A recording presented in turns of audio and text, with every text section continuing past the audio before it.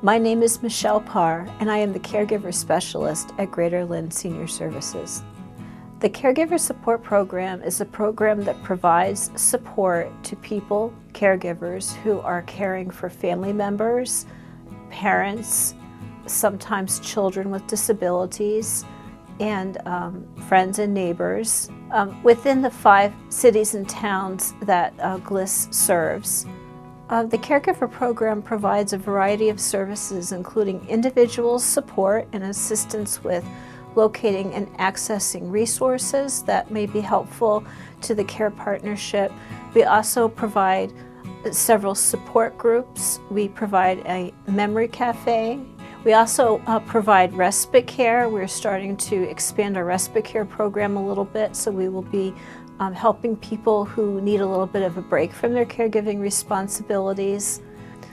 Since the COVID-19 pandemic, we have expanded our caregiver groups so that some are in person, and we also are providing several different Zoom groups with the hope of some new ones being added soon. We find that that's really beneficial for many of our caregivers who have a very hard time getting out. Their schedules are very busy.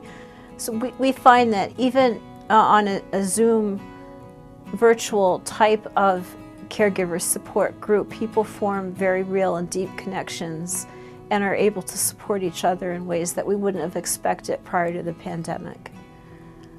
Caregiving is a very consuming responsibility, and we see that many of our caregivers are affected in a multitude of ways, financially, vocationally, socially, because it's very difficult to balance the responsibilities of caregiving with the other needs that caregivers might have. We find that our caregivers are so busy and so focused on the people or person who they're providing care to that it's really very challenging for them to be able to focus on themselves and to meet even their most basic needs, like the need for medical care and to eat well and to take a little bit of a break and be able to spend some time doing things that they enjoy. We find that in the Zoom groups and also in our in-person groups that the caregivers who don't have that ability to take care of themselves, they may not be able to make it to their own doctor's appointments, they may not be eating the diet that they could be, but they're often able to get to either a Zoom group or even sometimes an in-person group and give themselves a chance to have a little bit of a break, a little bit of respite, and spend time with a group of people who really understand what their daily challenges are like. So we find that in the context of the groups, caregivers are often comfortable and able to share feelings that they have about their caregiving experience, whether it's joy or guilt, or trying to figure out, like, logistically how to manage all of the things that they have to do to get through their day. Sometimes they're trying to figure out what kinds of supports and services might be helpful in their care partnership, and they get great ideas from the other people who are participating in the group who are in a similar situation and might have tried a way of approaching somebody or a home care service that they're nervous about. Oftentimes the group members really give them great tips and ideas about ways to create a more comfortable environment for the person that they're caring for, or ways to address problems and issues that they've been struggling with. The sacred space that's created in our caregiver support groups really, I feel, is kind of magical, and it adds hopefully a level of strength and support that the caregivers really can't get in other environments, because they're with a group of people who really understand and who can really support them completely without judgment and with a lot of empathy for their situation. My name's Dianne Jenkins. I am first and foremost a caregiver for my 90-year-old husband, and secondly, I'm an artist and I make all kinds of things. I have had a number of experiences as a caregiver before the one I'm currently in. My mother-in-law lived with us in her 90s, and I was a hospice volunteer for many, many years, probably 15. And so I'm used to taking care of people, but now I'm taking care of my husband, and you know, he's there all the time, so it's a different experience. David and I met when I was 30 and he was 44, which didn't seem like a big age difference at the time, but it certainly has changed now that I'm 75 and he's 90. He worked at Polaroid and was very outward focused, working with managers to solve problems that the managers were having. So he was very much with people, and now he's isolated. He has a men's group he's part of on Zoom, and he speaks to his children, but other than that, he's not very interested in seeing people or going out, and I don't think his mind is quite the same as it used to be. You know, he's just not interested in things. He can spend hours playing solitaire on his phone, and it's hard to relate to somebody who's in that kind of position. It's a lonely situation. Well, these are pictures of David. This one was early on in our relationship, and he was a lot of fun. We rented a cottage on a lake one summer, or a number of summers. This was later on. We have a child together who is 41 years old as of yesterday, and this was David as he is now. You know, he keeps his head down a lot, his eyes closed a lot, and you know, he doesn't feel that great. Let's see, about 5 years ago, David had a small heart attack, and from then on, they diagnosed him with congestive heart failure. And it's pretty well controlled, but we know that at one of these moments it will get worse. Right now, his legs are very, very swollen. The fluid in his body doesn't move around very well. He doesn't have the energy to do very much, and he doesn't have the inclination to do very much.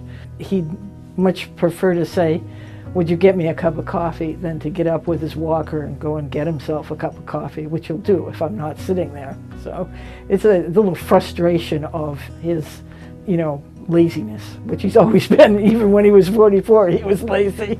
So it's not that big a difference.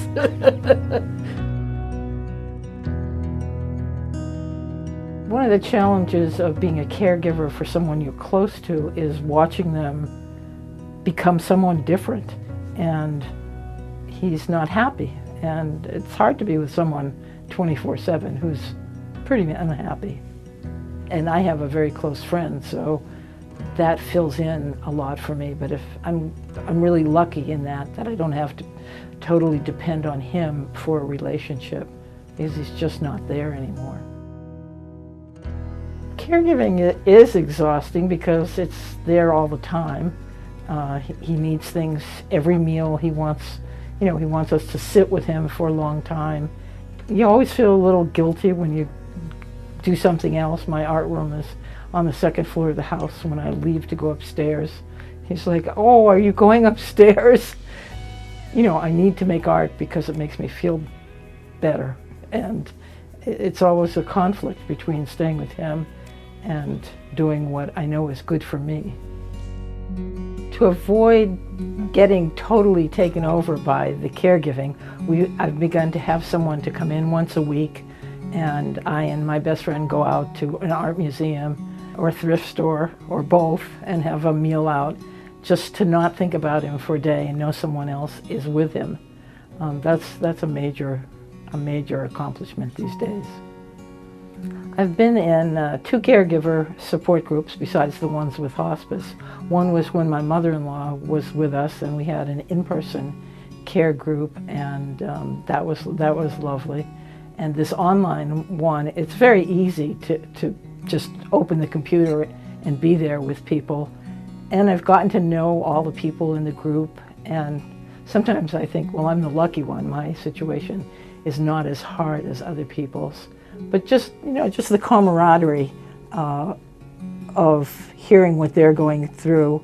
And sometimes we give each other tips. You know, someone told me I could wash my husband's compression stockings in the washing machine instead of by hand. That was really helpful. You know, little things like that. Someone encouraging people to make dates for themselves, to do something, to take a walk. I was like, oh yeah, I could do that too. So that was really nice. That was today. The wonderful thing about caregiving is you're really facing the big part of life, that it ends, which so much of the time people want to avoid thinking about it. But I find it's really enriching in terms of thinking about, well, what am I doing here? What do I want to do here? Kind of the existential questions.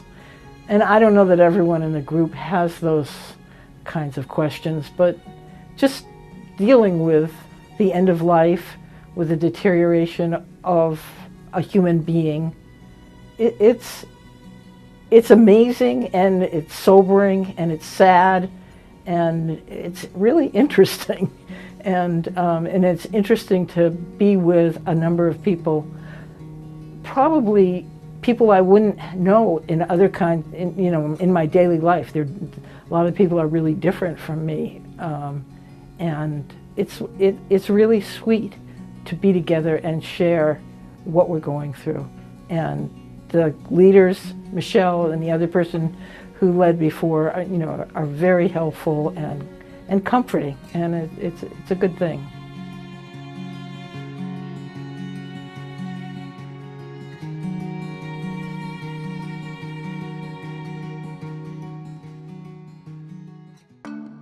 To support Greater Lynn Senior Services and see more videos like these, please consider making a donation at the link below and subscribe to our channel.